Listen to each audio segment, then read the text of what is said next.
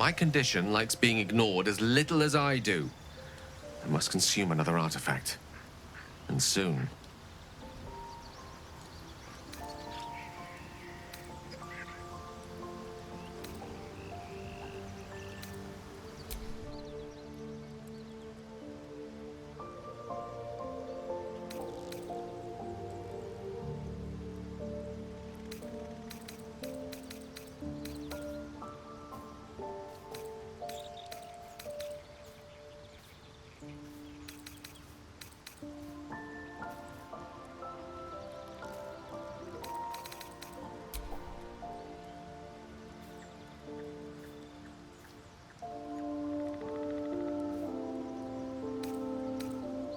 Perhaps I'm not conveying the urgency of the situation.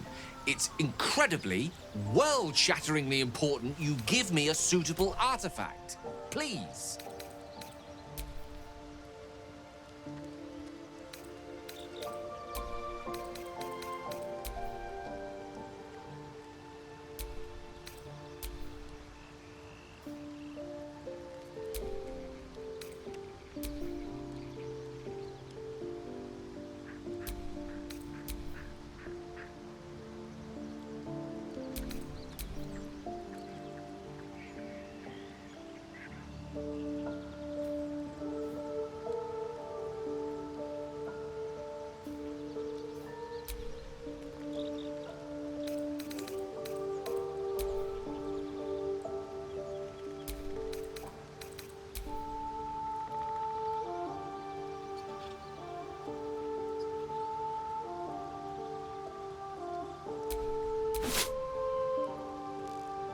Thank you.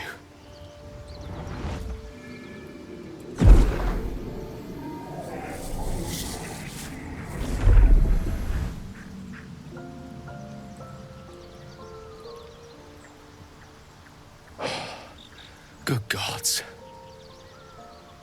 It hardly has any effect. Oh, Mistra, have mercy on us all. Listen, I need to speak to you, to all of you. It would be unconscionable of me to remain silent.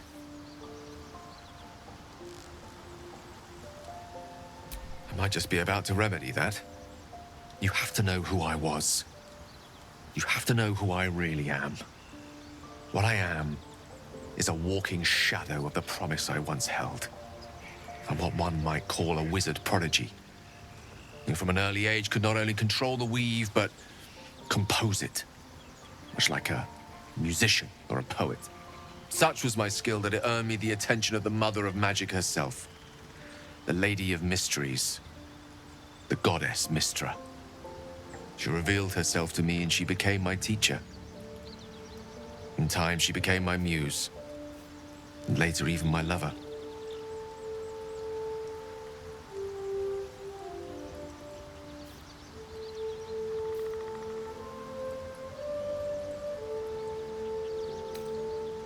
I am, after all, the villain of the tale.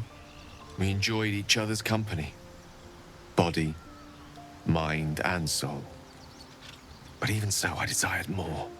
You see, no matter how powerful a wizard we mortals can become, we never scratch more than the surface of the weave. Mistra keeps us in check. There are boundaries she doesn't let us cross.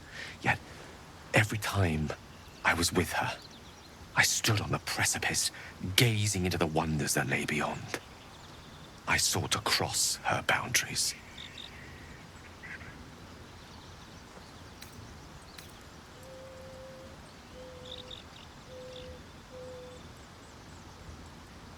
I tried to convince her. I pouted. I pleaded. I swore my ambition was only to serve her better. She only smiled and told me to be contented. But inconceivable as it seems to me now, I shared a bed with a goddess, and yet I wasn't satisfied. So I sought to prove myself worthy to her instead. We come now to the crux of my folly. Shall I share the story behind it, or would you rather head straight to its sordid finale? Very well. Here goes. Once upon a very long time ago, a mighty lord lived in a tower. A flying tower, to be precise. I'll save his history for another time, but the gist of it is that he sought to usurp the goddess of magic so that he could become a god himself. He almost managed, but not quite. And his entire empire, Netheril, came crashing down around him as he turned to stone. The magic that was unleashed that day was phenomenal. Roiling like the prime chaos that outdates creation. Even the weave itself could not withstand the onslaught. It fractured, then shattered, and all magic was lost to the mortal realms, until the day Mystra returned. She restored the weave, reuniting all its scattered shards. Or so I thought. Until, in the course of my studies, I learned of a book. A Netherese tome in which a piece of the fractured weave had been sealed beyond her reach. What if, I thought, what if, after all this time, I could return this lost part of herself to the goddess?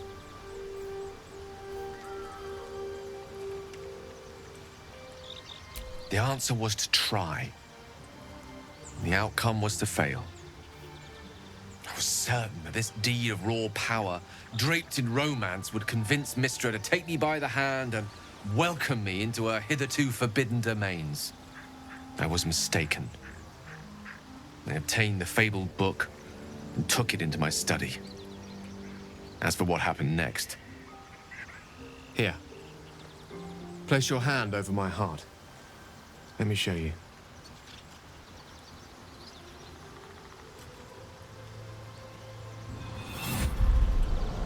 You feel the tadpole quiver as you realize Gale is letting you into the dark.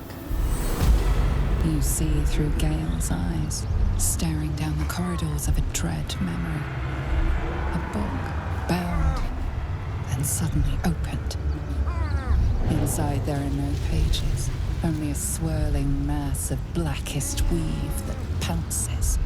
Its teeth, its claws, it's unstoppable as it digs through and becomes part of you. And God says it ever hungry.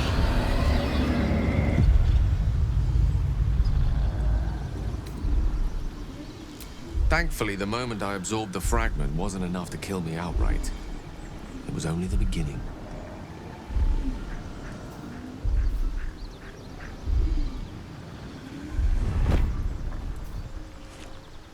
This Netherese blight, this orb, for lack of a better word, is balled up inside my chest. And it needs to be fed. As long as I absorb traces of the weave from potent enough sources, it remains quiet. Were it ever to fully destabilize, however, I will erupt. I don't know the exact magnitude of the eruption, but given my studies of Netherese magic, I'd say even a fragment as small as the one I carry, it'd level a city the size of Waterdeep.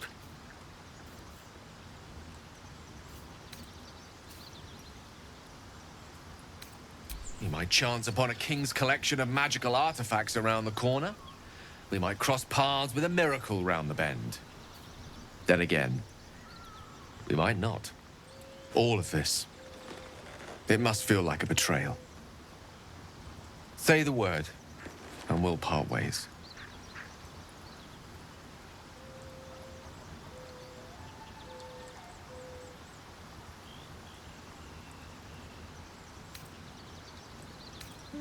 That is a great relief. Oh, a great relief indeed. You truly are a soul that steals my own. From all my new rallied heart, I thank you. I thank you all. I understand if you stand against me. I'm humbled if you stand with me. Either way, I will do my best not to let you down. I stand at a precipice, but if you do not give up hope, neither shall I. I'll fight. I'll resist as long as I can. Now, even I am tired of the sound of my own voice. Let us venture forth.